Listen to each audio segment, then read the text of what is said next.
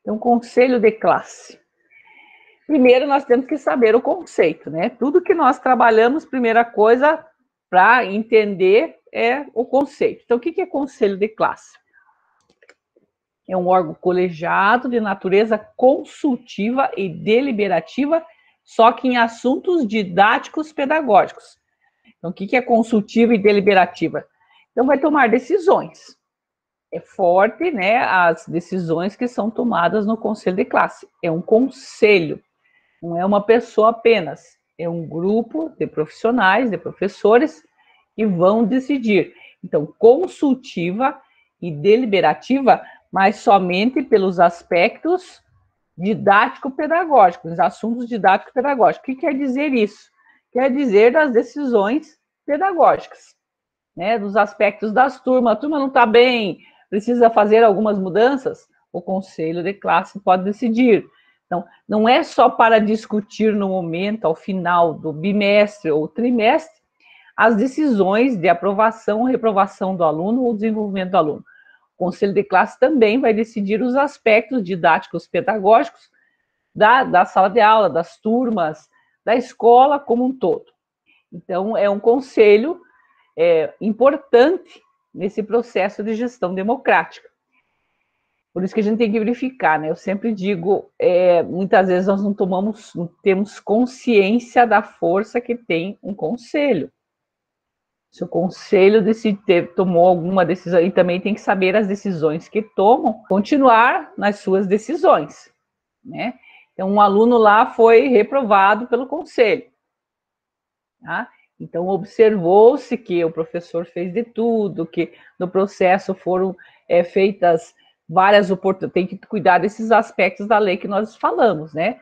Os aspectos foram dadas oportunidades para que esse aluno recuperasse, foram as aulas, a carga horária foi tudo certo, se foi tudo certinho, o seu trabalho foi desenvolvido de acordo com a lei, de acordo com o que orienta, a decisão do conselho, né, ele toma uma decisão, então é deliberativa, então ele realmente decide. Então tem que ter consciência dessa força que tem o conselho. E também ele está fundamentado no projeto político-pedagógico da escola e no regimento escolar, como eu falei. As decisões são tomadas de acordo com as leis da escola, mas também esses documentos, eles são fundamentados em outras leis. Estatuto da Criança e Adolescente, LDB, mesmo a Constituição Federal. Então, veja a força do conselho de classe, tá, nas suas decisões. Mas as suas decisões são didático-pedagógicas. São decisões que são tomadas nos aspectos pedagógicos, didáticos e pedagógicos da instituição escolar. É o momento em que professores, equipe pedagógica e direção se reúnem, né, o conselho de classe, para discutir, avaliar as ações educacionais e indicar alternativas que busquem garantir a efetivação do processo de ensino-aprendizagem dos alunos. Como a decisão, né, do conselho de classe, não poderia ser diferente, é realmente a decisão dos aspectos de melhorar a aprendizagem, para que o aluno aprenda. Então, vai tomar decisões voltadas para a melhoria da aprendizagem dos alunos, né? Tem que ter consciência disso. Quem que vai se reunir? A direção, a equipe pedagógica, professores. Então, tudo isso forma o conselho de classe. Então, esse colegiado é formado por esses profissionais. Então, tem que ter em mente esses aspectos, tá? Outras pessoas podem participar, mas não decide. O aluno pode participar, o pai pode participar do conselho?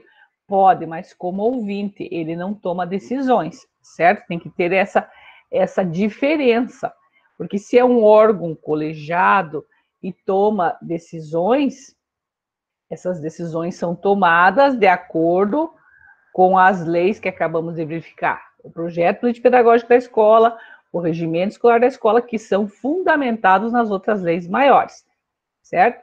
Mas essas decisões são tomadas apenas pelo colegiado. Tá? Porque ali, em alguns slides, nós iremos falar de repente, pode participar pai, pode participar alunos? Sim, os aspectos até fortalece nas decisões, mas só que eles não podem tomar decisões, eles só participam como no processo, como ouvintes, até pode dar um momento a palavra para eles, mas eles não decidem, tá? Então, quem faz parte do conselho de classe, esse órgão colegiado, são os professores, né? Os professores, direção da escola, equipe pedagógica. O conselho de classe, ele pode ser organizado em 3 momentos. Então, o conselho de classe é bastante falado desses aspectos.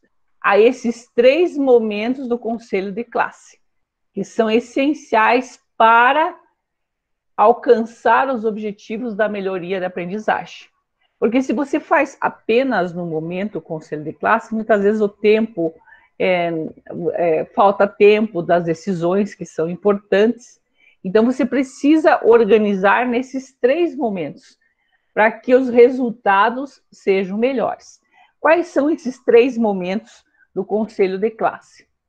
Olha, ele pode ser organizado, não é que ele deve ser organizado, tá? É uma outra palavra também importante. Então, é uma sugestão de uma organização que vai ter um resultado melhor. O conselho de classe, ele não precisa ser dividido nesses 3 momentos, ele pode ser dividido nesses 3 momentos, para que o resultado seja melhor, tá? Quais são esses 3 momentos? É o pré-conselho, o conselho de classe mesmo, e o pós-conselho. O que é o pré-conselho?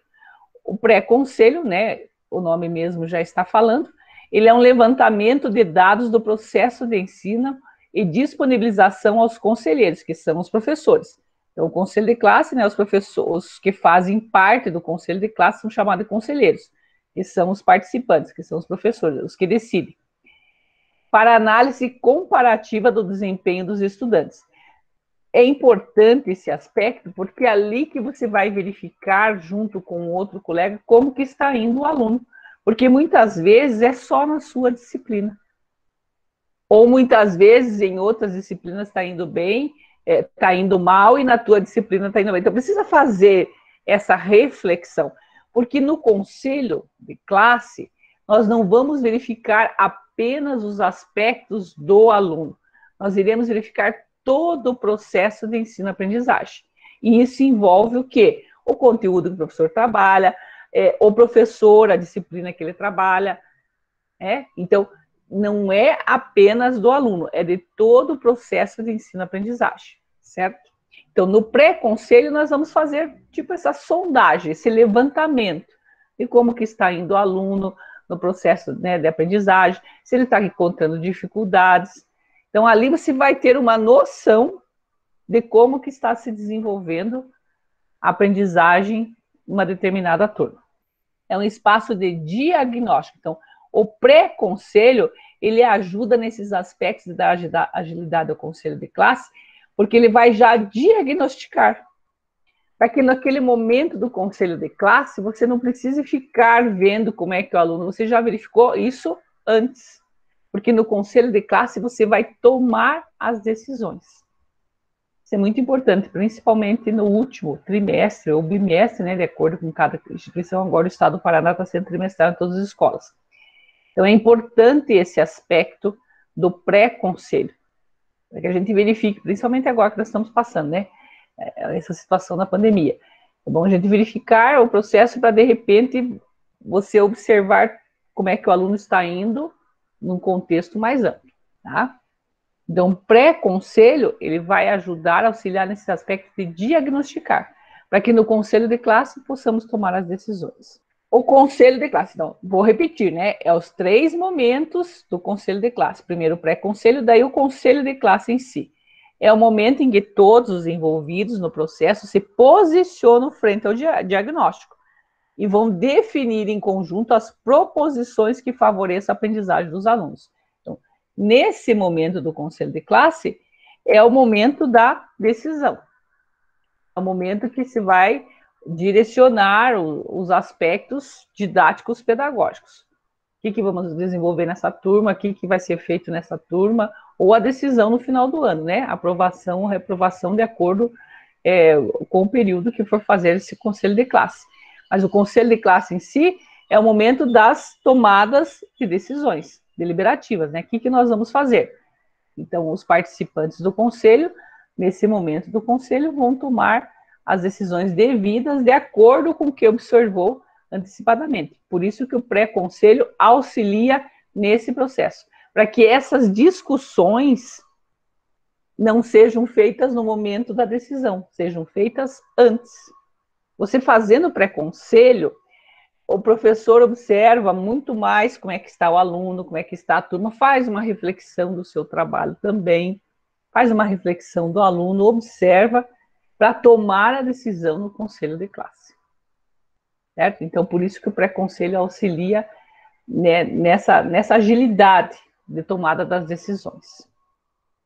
Muito bem. E o outro momento é o pós-conselho. Momento em que as ações previstas no conselho de classe são efetivadas. Então, se no conselho de classe tomaram decisões para favorecer a aprendizagem dos alunos, no pós-conselhos as ações que nós iremos desenvolver. Por exemplo, um aluno lá está dando problemas numa turma, né? É difícil de trabalhar com ele, ele não faz as atividades, tal, um monte de coisa. Daí no conselho de classe observa que precisa tomar uma atitude com aquele aluno. Já foi chamado o pai, já foi feito isso, aquilo, né? Daí, de repente, o conselho de classe decide que aquele aluno é melhor ele mudar de turma.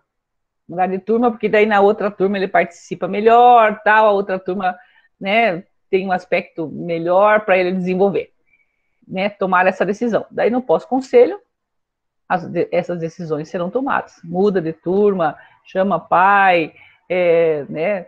Verifica o que pode ser feito, faz um mapeamento na turma, toma decisões de acordo com as situações que observaram e discutiram no conselho de classe. Então, no pós-conselho, as decisões que serão tomadas, que serão tomadas de acordo com o que foi resolvido no conselho, tá? Muito bem. As discussões e tomadas de decisões devem estar respaldadas em critérios qualitativos. Isso é importante, gente. Por que é importante? Você não pode ter a visão, principalmente no conselho final, tomar as decisões somente no aspecto de nota, né? Quantitativo. Então, o aluno reprovou, tirou uma nota baixa. Tá? Eu vou tomar a decisão só vendo a nota do aluno. Não, eu tenho que verificar todo o processo. Esses aspectos que falo para você prevalecer o qualitativo, isso já está na LDB, isso está nas decisões do regimento escolar. E também outra coisa, quando toma muitas vezes decisões, né? Vamos reprovar aluno só verificando a nota, muitas vezes esse aluno vai lá na frente e entra com o processo, que ele tem direito também, segundo a LDB, né, de verificar por que ele foi reprovado. Daí forma-se um processo administrativo. Daí toda aquela situação a escola vai verificar. Então, se a escola tomar uma decisão pela reprovação do aluno, ela tem que estar bem respaldada. Tá? Eu sempre dizia, né, quando eu era diretor lá no José Elias, que eu trabalhei como diretora, interventora, eu sempre dizia, tomem decisões corretas. Vamos reprovar o aluno? Tá. O que foi feito para ele recuperar? Que atividades que foram feitas? O que a pedagoga fez para que o aluno fosse chamado os pais, que ações que nós tomamos para que esse aluno melhorasse. Então, nós somos os profissionais. Agora, se você só reprovar por conta da nota e esse aluno entrar com recurso, essas situações, quando você vai verificar, não foi feito nada, não tem nem o que discutir. Esse aluno acaba sendo aprovado. Mas quando você é bem respaldado em ações de acordo com a lei, esse aluno consegue permanecer, né? Por exemplo, se ele foi reprovado, na decisão do conselho de classe. Por quê, gente? Nós já falamos várias vezes, já falei para vocês, né, nas outras aulas. O objetivo da educação é a aprendizagem do aluno, é o sucesso do aluno. Então, você tem que fazer de tudo para que esse aluno tenha o sucesso, seja aprovado. Se você não tem respaldos para reprovar o aluno, se você vai verificar só nota, é melhor você aprovar, porque você não tem como responder, né, de acordo com a lei. Então, o principal aspecto é assim, se eu tomar uma decisão de reprovação, eu tenho que estar bem respaldado. Tá? Eu sempre dizia isso para os meus professores. Vai acontecer às vezes? Vai, infelizmente, que se tenta, faz atividade, tá, o aluno, né, não participa, não faz, tá, um monte de coisa. Você está bem respaldado. Se você deu atividades para ele se você buscou, falou com o pedagogo chamou os pais, foram feitos os encaminhamentos necessários, mas o aluno não quer, né, ele terá essas consequências. Tá? Mas nós temos que oportunizar a recuperação, oportunizar o reforço, oportunizar que ele recupere. Tá? Então, o que quer dizer nesses slides aqui? Está dizendo, né? Vou retomar. As discussões e tomar decisões devem estar respaldadas em critérios qualitativos. Então, quando nós tomarmos a decisão, eu tenho que pensar nos aspectos qualitativos. Tá? Avaliação formativa que nós já falamos. Certo? O que eu quero formar? Será que esse aluno, nesse processo de formação, ele conseguiu? Não é a nota que ele teve. Tá? É os aspectos qualitativos. Quais são esses aspectos qualitativos, segundo o slide? Avanços obtidos pelo estudante na aprendizagem, o trabalho realizado pelo professor para que o estudante melhore a aprendizagem, metodologia de trabalho utilizada pelo professor, desempenho do aluno em todas as disciplinas, por isso que eu disse que a gente faz o pré-conselho para verificar, ó, desempenho do aluno em todas as disciplinas, o acompanhamento do aluno no ano seguinte, né, se ele tem condições de acompanhar o ano seguinte, situações de inclusão, questões estruturais, critérios e instrumentos de avaliação utilizados pelos docentes e outros. Aqui são sugestões nessa reflexão desses critérios qualitativos que nós temos que tomar. Nós temos que verificar todo o processo. Tá? Como que foi o processo de aprendizagem? Ele participou das atividades, ele não conseguiu fazer a prova escrita, mas quando eu fiz uma atividade em sala de aula, ele participou, ele foi em busca, né? Ele vem... Gente, eu já falei para vocês isso, vamos pensar, né? O que a lei vem nos dizer nessa reflexão? Vem nos dizer que se o aluno passa 200 dias letivo dentro da escola, ele tem que haver o progresso. Nós somos os profissionais, se nós estamos trabalhando com ele, ele precisa melhorar. Tá? Então, é nesses aspectos, nós não podemos verificar assim, ele vem todo dia para a aula e chega o final do ano, ele é reprovado. Então, o que foi feito para ele melhorar? Que aspecto, que ações que nós desenvolvemos, nós, escola. Se o aluno tem alguma dificuldade, eu, professor, não sou o único responsável. Lembra que eu falei, né, quando nós falamos sobre dificuldades da aprendizagem? É a escola como um todo. Muitas vezes, eu, como professor, não tenho o que fazer, mas eu tenho que encaminhar. Eu tenho que verificar o que está acontecendo. Identificar, essa é a palavra que eu estava querendo usar. Eu tenho que identificar. Por que eu não tenho que diagnosticar? Porque muitas vezes eu não sou médico. Né? Ou muitas vezes não, eu não sou médico, né? Não é muitas vezes. Eu não sou médico para diagnosticar. O aluno é hiperativo, o aluno tem déficit de atenção. Não, eu não sou médico. Eu sou professor. Eu tenho que identificar. Nossa, ele está muito agitado. Nossa, ele está prestando atenção. Nossa, ele está muito sonolento. O que está acontecendo? Chama os pais ou responsáveis. E vai ser verificado. Daí, de acordo com os encaminhamentos. Chamou o pai e a mãe, de repente o pai e a mãe vai saber, não, ele acontece isso com ele, né? Ou ele está doente, ou ele está bem, ou teve uma situação lá em casa, os pais vão dar um parecer para a gente. Daí, depois disso, deu certo isso, verificamos muito bem, resolveu o problema. Não resolveu, tá, qual médico especialista que nós iremos encaminhar? Ou pedir para os pais encaminhar. Claro que muitas vezes a escola a gente não consegue encaminhar, né, para todos os especialistas. Tem essa dificuldade. Mas nós temos que identificar e solicitar esses encaminhamentos, porque nós sozinhos não conseguimos. Mas nós temos que fazer algo. Foi encaminhado, tal. Foi falado, foi conversado. Entende? Então, você é o profissional, você é o professor.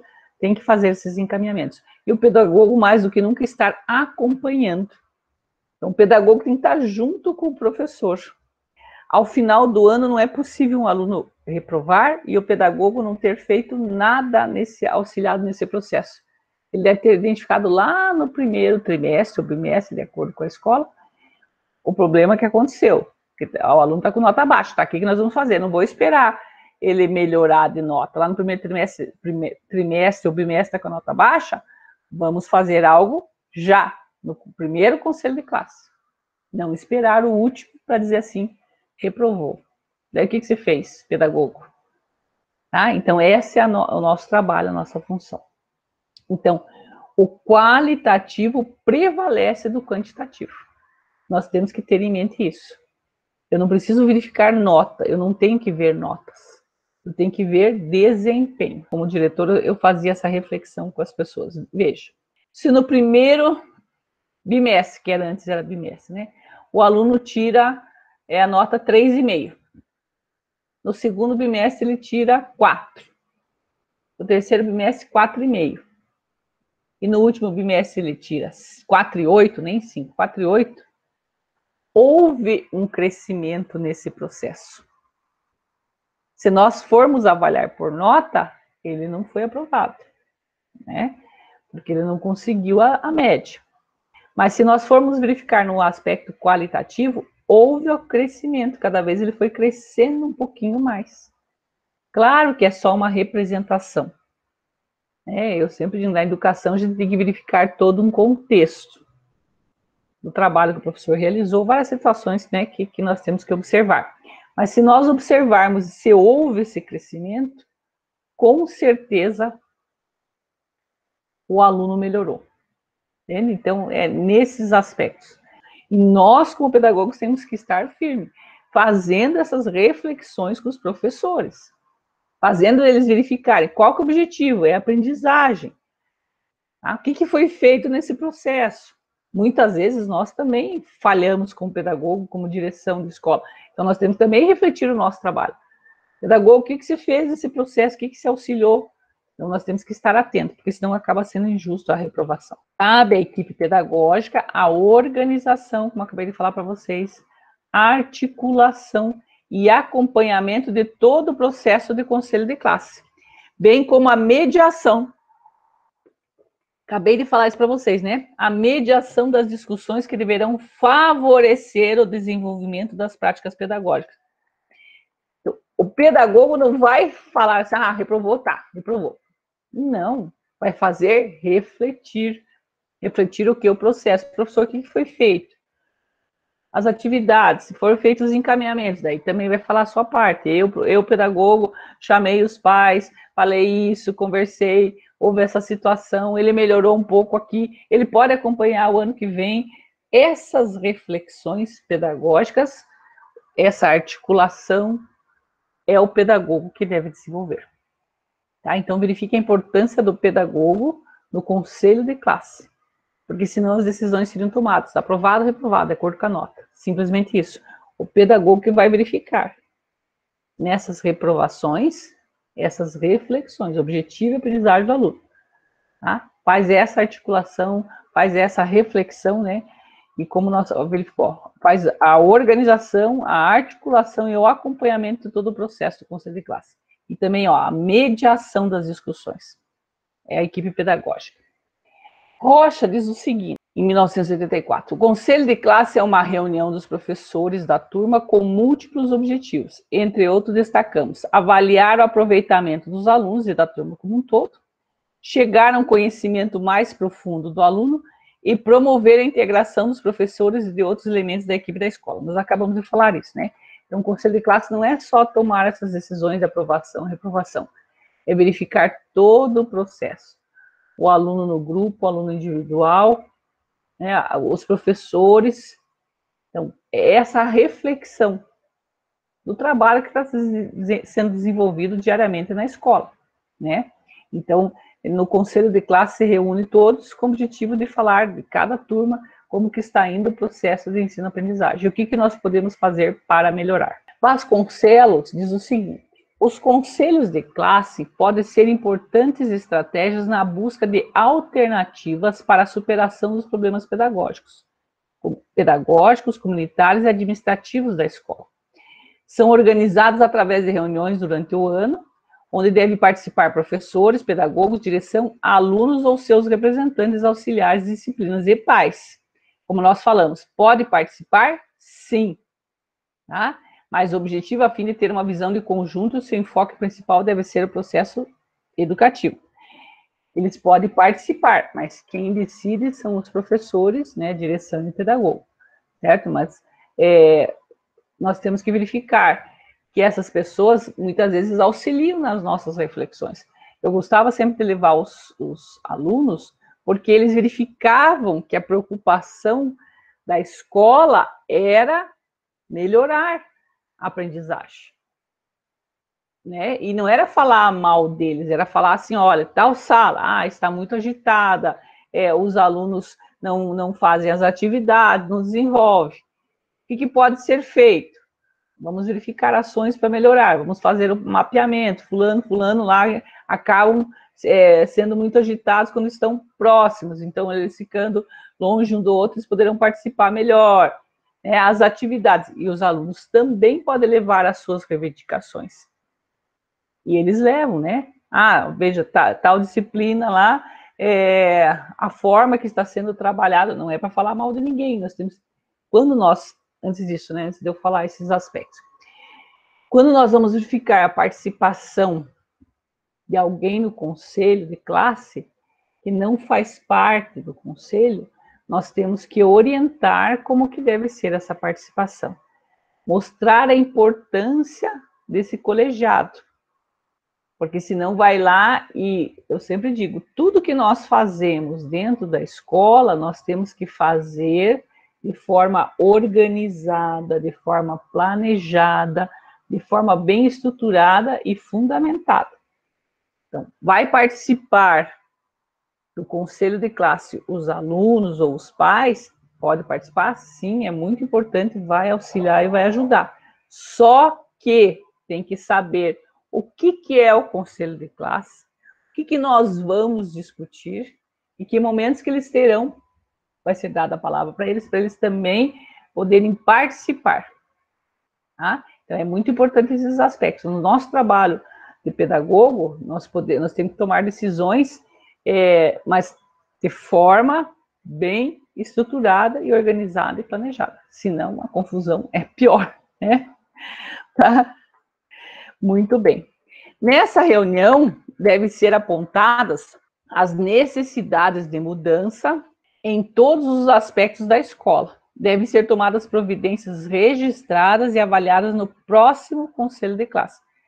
Para que não fique assim, né? Discutimos aqui, tá? No próximo conselho retoma. Olha, nós tomamos aquela decisão, os resultados foram esses, foram positivos, ou precisamos rever essas posturas que podem ter dado certo, podem não ter dado certo. Mas tem que dar essa continuidade. Tomamos essa decisão, ou melhor, essas decisões, porque muitas vezes não é só uma, né? Essas decisões. Daí o pedagogo fez todo o trabalho com os alunos, tal. Fizemos tudo isso, tá? O que foi feito? O que deu certo? O que precisa melhorar? Os professores também vão fazer essas reflexões, né?